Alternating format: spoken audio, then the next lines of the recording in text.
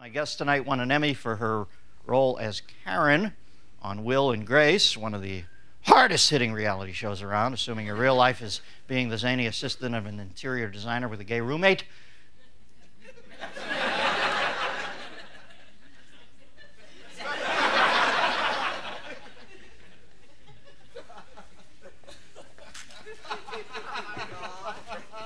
Is her name Mullally or Mullally?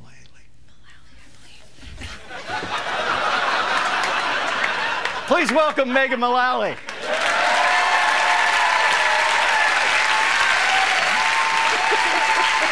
Hi, how are you? Nice to meet you. Thanks for coming on. Thanks for having me.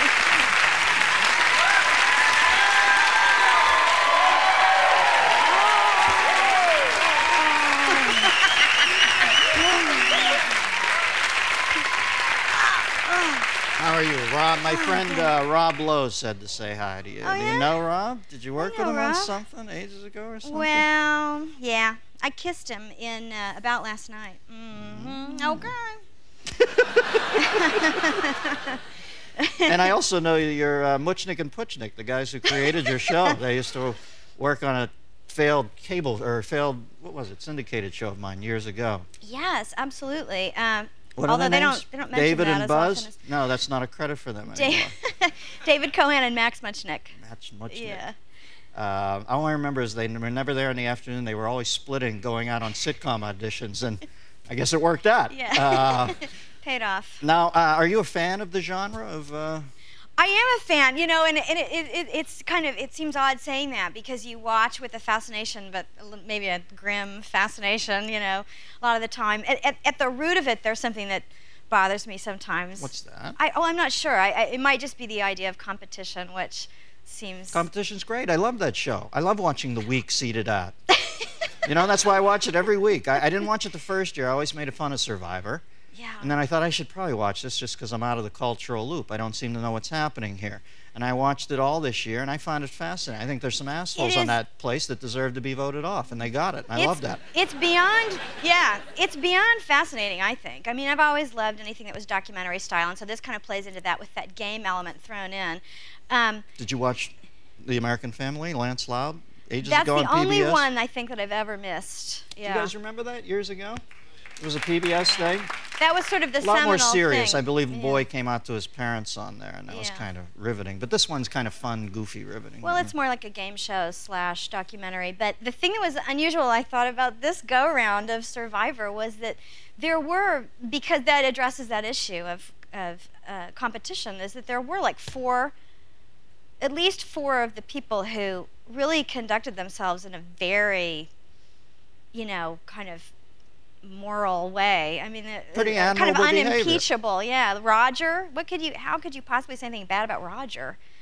Ask Entertainment Weekly, because I remember them tearing him a new asshole every week, and I thought, how do you get mad at this guy? He seemed like such a nice old man, wasn't it? And then I heard he's 53. I'm 47. I almost fell on my fucking seppuku sword. I said, wait a second, the old guy on Survivor is now my age almost? You know, it's unbelievable to me. Yeah, but I wonder how he ever got to, like, I can't imagine how he got to Survivor. He seems like he seems like the last person to say, you know what, I'm going to audition for Survivor.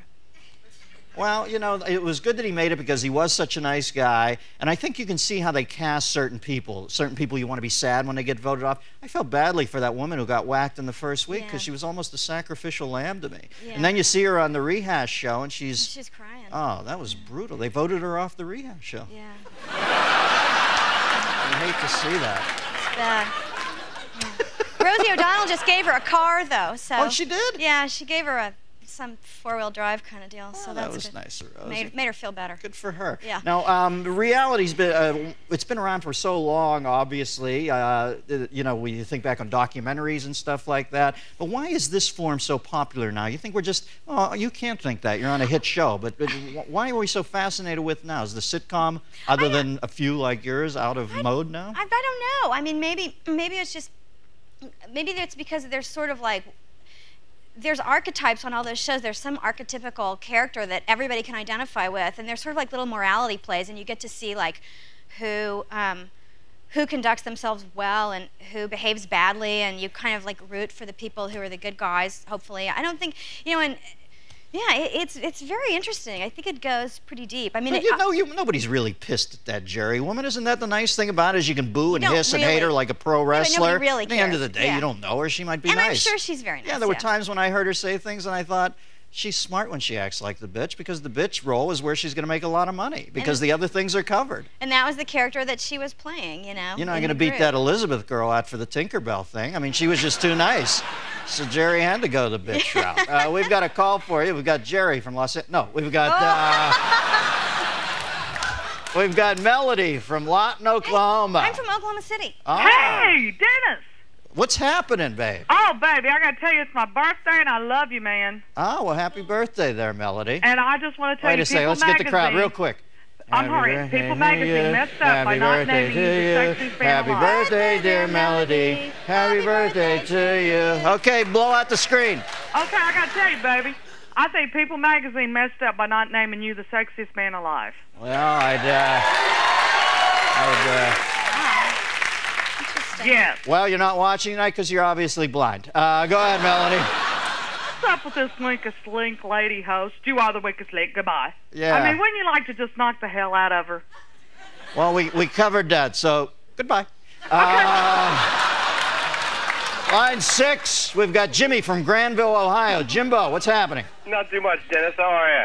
I'm good. How are you? Hey, Megan, I got to tell you, you make the show. We are in love with you out here. Renegotiation, baby.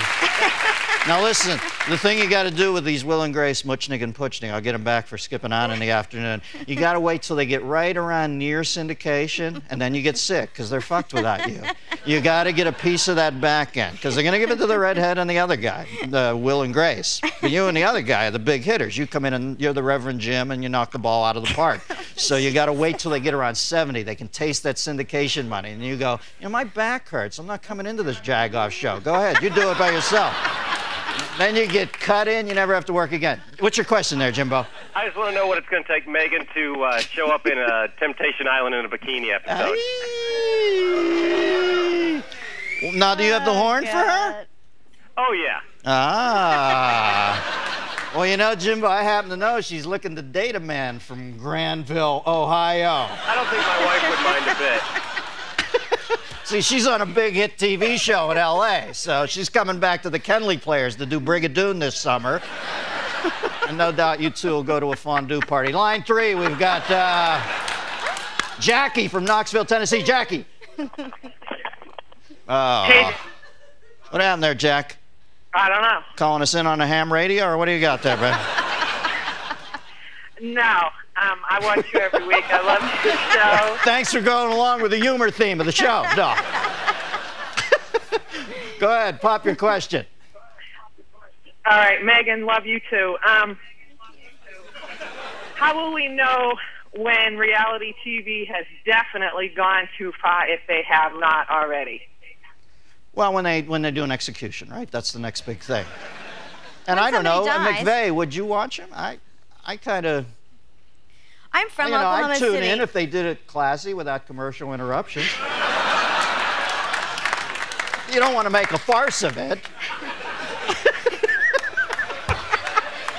I'm from Oklahoma City, so that one really strikes a chord in me, but... Well, he's a bad guy. To me, it's like how many cars come off the assembly line that are broken, right? They always have a lug nut stuck in the frame, and it bangs around. He's just got a bad lug nut. Time to put him back and smelt him. Okay, now, what about the Survivor Celebrity Edition? You think you got to? Would you do this? No. I would love to see you on that island. It would be so funny to watch you just tearing people up. Huh? You and like Todd Bridges or something? I don't even know who that is. He plays Will. Now remember, get up around 70, 80 episodes, you put the hammer down, Yeah, all right? Don't let your people talk you out of it. All right, Megan, give her a hand, ladies and gentlemen. Stick around.